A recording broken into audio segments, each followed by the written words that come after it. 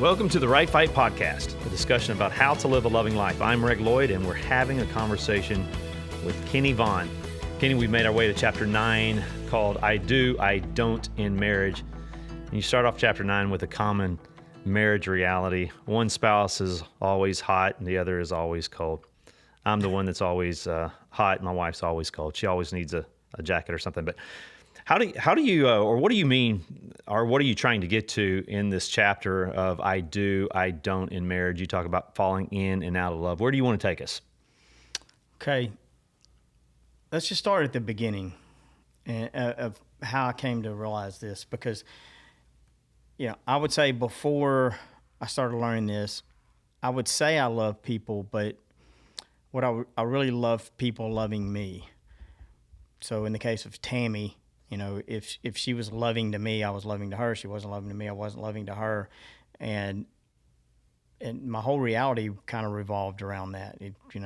So I had expectations was the main thing, especially for future spouse and how many kids and whatever. I had all these expectations, and I've learned now, fast forward all these years, and don't check out on me when I say this, but love doesn't have expectations. I mean, it has desires and hopes and wishes, but by expectation, I mean that I did this expecting that the response to me doing this would be you doing something else. That's not love, it's manipulation. So it's using love to get someone to conform to what you want. So it's really not for them, it's for yourself.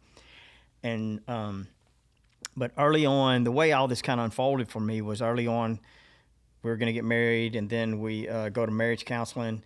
And during the marriage counseling, everything's going pretty good. But at one point, the people tell us that love isn't a feeling. And when they thought that, I'm a thinker, as you know, and so I'm listening, I'm thinking, and they say love isn't a feeling. They give us a slight explanation for it. And I'm like, I've never thought of that. It sounds pretty smart.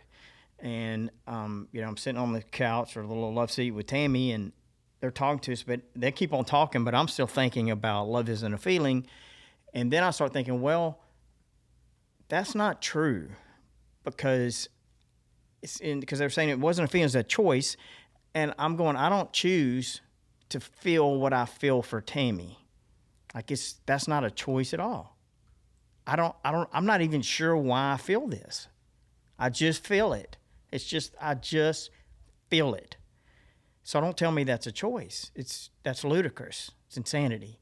And so, the marriage counselors went from, a 10 to, they dropped to like 4 right there. I'm like, man, they misleading me. Holy cow.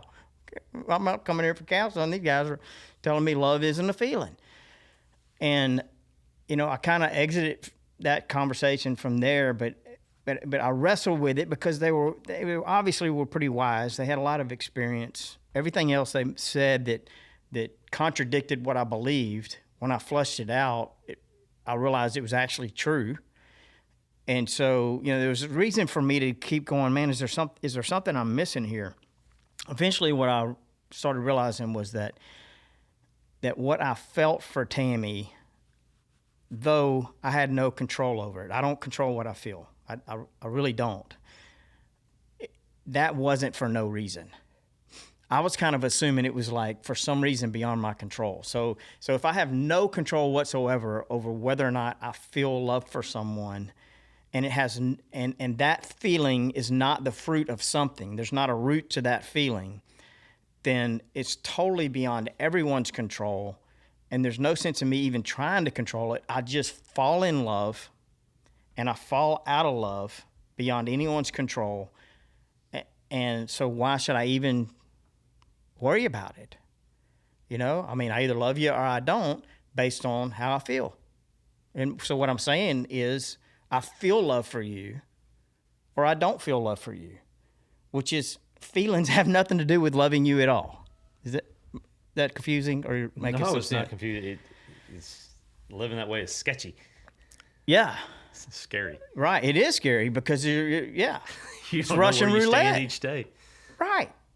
It's a total crapshoot. You know what I mean? Good luck. And it's actually 100% guarantee it's not going to work, because there's actually a reason why you feel love. And there's actually someone making a choice or a decision that results in you feeling love. And they're going to make the wrong choices and the wrong decisions, and you're not going to feel love. And so it's certain that at some point you're not going to feel love anymore. And if you think that means that love no longer exists or no longer lives in your life, or that you can't recover it or restore it, or if you believe that, then you just walk away. And that's why so many relationships fail. And so they're trying to teach me this, and I'm not totally getting it, but I start realizing, this is what I started realizing, that when I ask myself, why do I feel love for Tammy? And I'm reading 1 Corinthians 13, and I'm saying love is this. It's patient, it's kind, it's truthful, it protects, it trusts, it hopes, it perseveres. These are the things that love is. And I'm going, that's what Tammy is. Those are decisions and choices. Those aren't feelings. And so I'm going, okay, because Tammy is patient, kind, truthful, protects, is that why I feel love for her? Is that why I tell you I feel love for her? If so, maybe love isn't a feeling. The feeling of love I have for her, maybe it's part of this choice. That's part of it. It's also me being patient, kind, truthful, protecting. Is that also part of why I feel love for her? And I'm not sure, but then I look at, this is what love is not. It's not angry. It's not rude. It's not envious. It's not boastful. It's not prideful. It's not selfish. It doesn't delight in evil.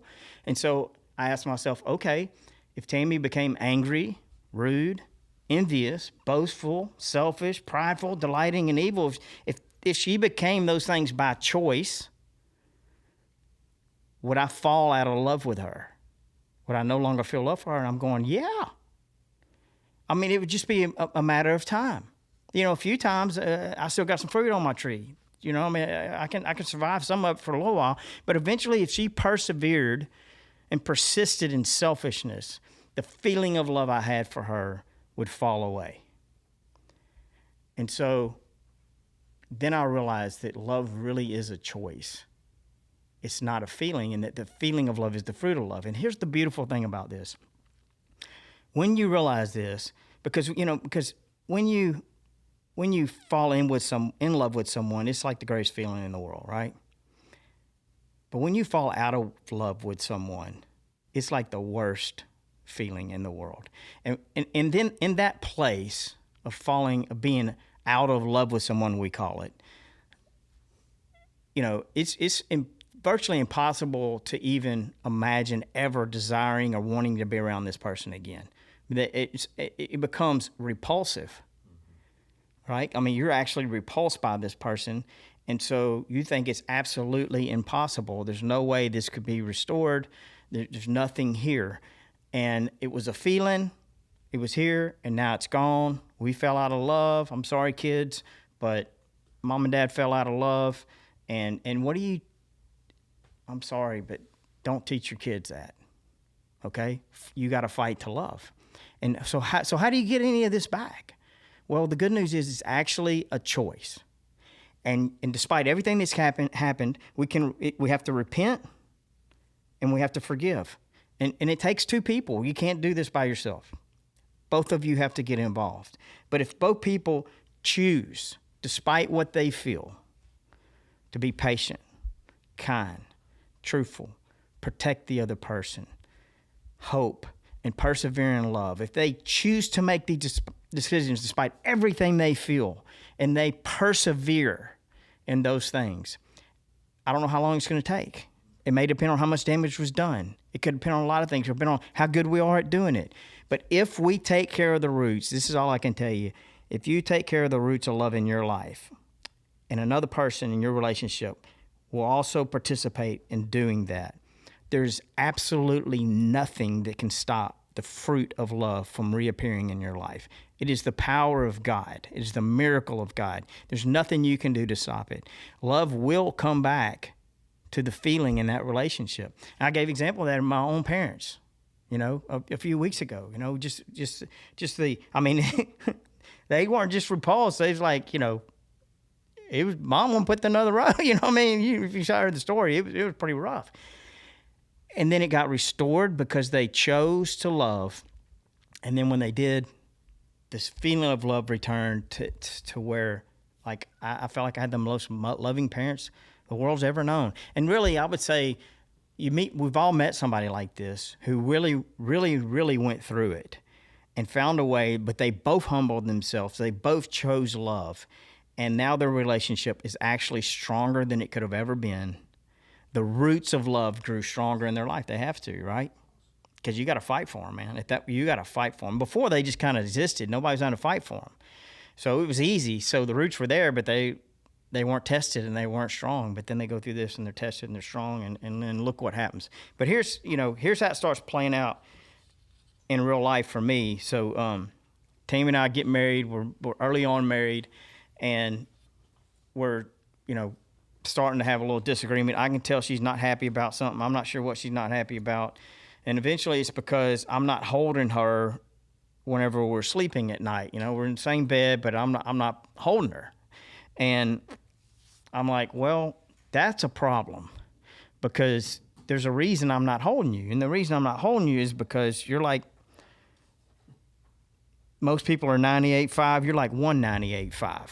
You're like she's like a baked potato under the shell. I'm not kidding you, man. I don't even know. I'm like, get the thermometer. She's running fever every night.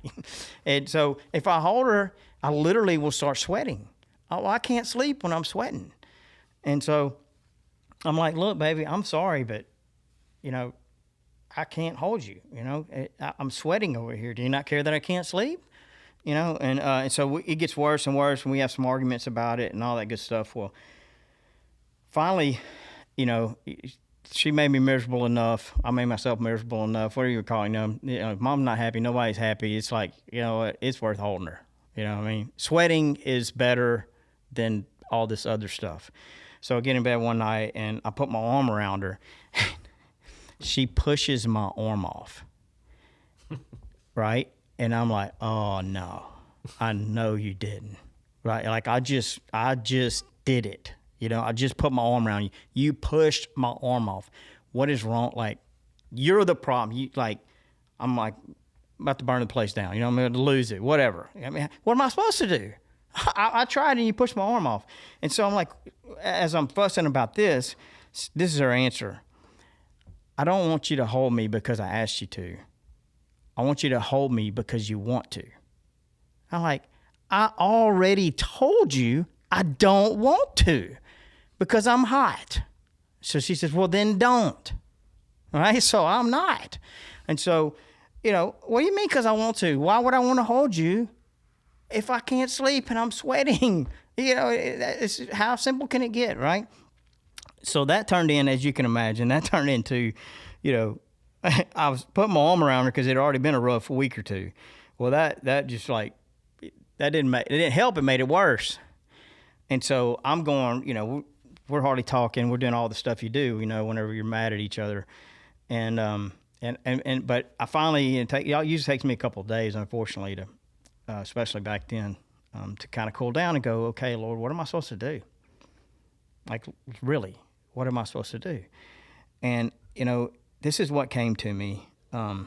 Just that, okay, do you love her or do you not? And if you love her, do you remember that she left her family and dedicated her life to live with you as your partner, as your teammate, as your wife? Do you remember that she saw you with God's word through all this fear that you battled, that she stood by you, that no one would stand by you whenever she will, that there's no chance that she won't stand by you? Do you remember all these things? And if that's the case, is it worth it to be hot? And it changed my want her, okay? This is what I'm trying to get to here. I didn't want to hold her when all I was thinking about was me and me being hot and sweating and all of that stuff, okay? I didn't want to hold her for me. That was the essential. That was the bottom line. I didn't want to hold her for me because it made me sweat. But whenever I remembered her, I wanted to hold her for her, whether I sweated or not, you know? And actually, I thought to myself, what a coward I would be if she wants me to hold her. That's why I want to hold her. Even if I don't want to for myself, it doesn't matter. It has no relevance at all. So I went to her that evening. I was like, baby, and this wasn't easy, okay? But I said, you know what? I do want to hold you. And I don't want to hold you, you know, I didn't want to hold you because I was hot. But if you want me to hold you, I want to hold you because I love you. And man, it changed so much in my own mind. And here's the funny part. And it's nuts that we don't think of these. Like when you get in the middle of this fear, selfishness, rat race, all common sense goes out the window, right? But so what was the first thing I thought? I'm going to hold her tonight. It's going to be hot. Maybe I could turn the air down. How simple is that? But that never crossed my mind. All I was thinking about is me the whole time. So I hold her, we turn the air down. Now we're 66, 67, because she's toasty. And the funny thing is, man, if you see her in bed, she gets in bed, she's got socks on, she's got gloves on, she might have a stocking cap on, because she's cold, she's cold even though she's 105 degrees, So, yeah, love is a choice. And then when we did that, going through that, grew love stronger in our lives because we chose to make that decision. But give you another example that's a little harder one, and it was a bit of a rougher go, but and this was definitely having to choose to love, and how failing to love, that we never want to fail to love, but how failing to love really can grow love stronger in your life if you love through it. If you love through the hurt, the offense, whatever happened there, because like we just talked about, it's harder to do, but it grows that love stronger in your life. So one time, Tammy and I had gotten it. We got sideways over decisions I had made without including her. And in my opinion, it was like they were simple decisions. There's no question. I was sure she would have thought the same thing. I was just sparing myself, the 45-minute explanation and 500 questions, forgive me, Tammy. So I've just making sense. She was like, you know what, that's fine on some things, but some of these other things, it was a little bigger deal. And I just think I think you ought to talk to me about it. I'm like, okay, I'll do it, and well, within a few days of that, what I hadn't brought up yet was that my brother was looking at this house. We were thinking about fixing it up and trying to flip it. And he brings stuff up all the time. And if I go to Tammy with everything he brings up, it's like a week ordeal for nothing, because most of the time we don't do anything. So I haven't said anything to her about it. And I haven't told my brother that we're going to do it, but you have to know my brother, you don't have to tell him that. So Tammy and I are riding down the road, and I get a call in my truck, and I answer it on speakerphone. It's my brother. Man, don't ever answer a call from your brother on a speakerphone in front of your wife, right? And I answered on speakerphone. I'm like, hey, Gabe, what's going on? And he's like, hey, man, I think I can get a contract on that house. And I'm like, oh, like there couldn't possibly be worse timing. All the blood runs out of my head. And I look over at Tammy, and all blood's running to her head. I mean, she's as red as a beet. I'm like, hey, man, I'm going to have to call you back, And so I get him off the phone, and she's like, I cannot believe it. We just talked about this, and she was raising Cain over much smaller decisions than buying a house, okay? Or buying a house to fix up or whatever it was. And I hadn't said a word to her about this because I'm thinking, I'm not sure I want to do it. And so now I'm trying to explain in the middle of this, baby, it's not what you think. I promise you it's not. But you can forget it. So she's firing on me. And so she won't give me a chance to explain what's really going on. Then when I try to explain, I promise you, that's not what we were going to do. He just said that. Like, and she's like, he just said you were getting a contract on the house. I told you we were going to, you know what I mean? So then I get ticked off that she won't listen to me explain to her. And in my opinion, she's Italian. Well, maybe I should have said something. I don't know. But man, it just ran out of control. And we're just screaming and yelling. And we're halfway home. We're on Highway 90. You know, it's a country highway headed to our house, 75 miles an hour. Like in any other situation, I'd have walked away, because this was definitely the worst we had ever been. As far as, you know, that was the worst I'd ever seen her. As far as she was so fed up and giving it to me. From what she believed, I understood. I could get that, right? But I was past trying to explain it. If you're gonna go, I'm going with you. So now we're both blowing up. And we can't walk away because we're 75 miles an hour going down the highway. And she won't stop. And it's just boiling up in me. And I've never just totally let myself go before. And I'm wanting to just let go and just scream at the top of my lungs and just lose it. And I'm holding it and I'm holding it. And man, I just said, you know what? Here you go. And I just let loose. I mean, screaming. I mean, as loud as I could scream, man. Hey, it went on for 60 seconds, maybe 2 minutes. I don't know. When I got home, I was hoarse. That's how loud I was screaming. And we were just screaming, yelling at each other. We get home, and then it's silence, you know, for a couple of days. And really, I'm like, what's this going to turn into? What's going to happen here? I don't know, but maybe I don't care, you know? And I do, by the way, right? But in that moment, and then, man, a couple of days go by. And it was at least a couple of days. We didn't say a word hardly to each other. But each morning my coffee was sitting on the counter, you know. And I wouldn't have put her coffee on the counter, I don't think. You know, I was trying to do everything I could to make it clear. I don't want to see you. I don't want to hear you. I don't want nothing. And then I was a little nervous to drink the coffee, you know, like, you know, give a dog a little taste before I drink some of the coffee. But it was there each morning. And I didn't even want to drink it, honestly. Like, I was in this place where when I saw the coffee, I was like, is she around here? Because I like her to watch me pour it out. You know, that's my mind. That's where I'm at, right? Like, I don't want your coffee. But she did it, and she did it again the second day. And then the third day, my coffee was there, and we hardly said a word. And then she said something kind, and then we talked. I helped understand, you know, that I wasn't trying to do that. And she made it clear, you know, if it involves a house, I should probably let her know early on whether I think we'll do it or not. And I understand. So we found our way through that, and with no expectations at all. Like I didn't know where everything would go from that. But what happened was, after all of that, and then we talked,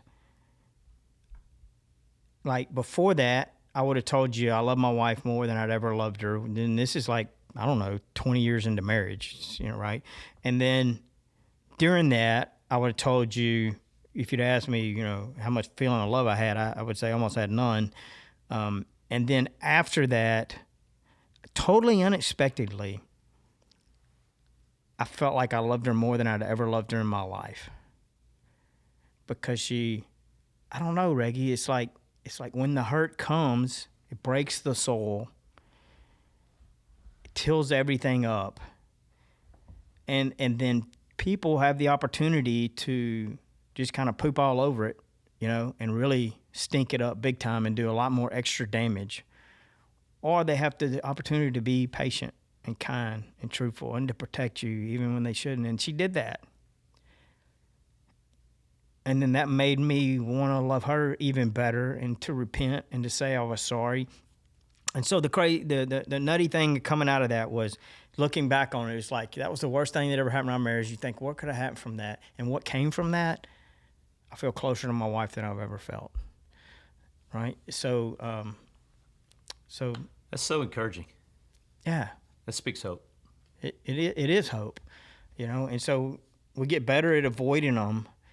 But hurt is the greatest opportunity you have for love to grow stronger in your life. And you're 100% in control of whether or not love grows stronger in your life. when hurt comes. Tammy chose to love before I did when that hurt came. Love was growing stronger in her life. And then she made it easier for me, and then I chose to love. But you're totally in control of whether or not love grows stronger in your own life. You're just not fully in control of whether or not it goes stronger in your relationship because someone else is involved. And they need to choose love as well. But you can choose love whether they choose it or not. And if you only choose it if they choose it, you don't choose it. It's for you, it's not for them. So we love whether they love or not, gives them the best opportunity to also love. And then I pray to God that, whoever you're loving that's struggling to love will choose to love, and that you can be an example of that for them, and that you can love them whether they love you or not, and love them enough to tell them the truth when they're failing to do it, and that in that, God is love, and He can work in you and through you and in relationships and restore stuff you couldn't imagine. That's good. Yeah. Well, thanks for another helpful and insightful podcast, Kenny. And that's a wrap for today. Until next time, trust God's word no matter what. Keep your eyes on the horizon.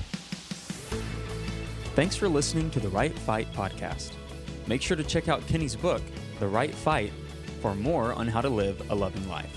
It's available on their website, shieldsofstrength.com, Audible, and all digital platforms. If you have any questions for the podcast, you can email support@shieldsofstrength.com and put podcast as the subject. And make sure to follow Kenny on Instagram and TikTok @JohnKennedyVaughn. Thanks for listening, and we'll see you in the next episode.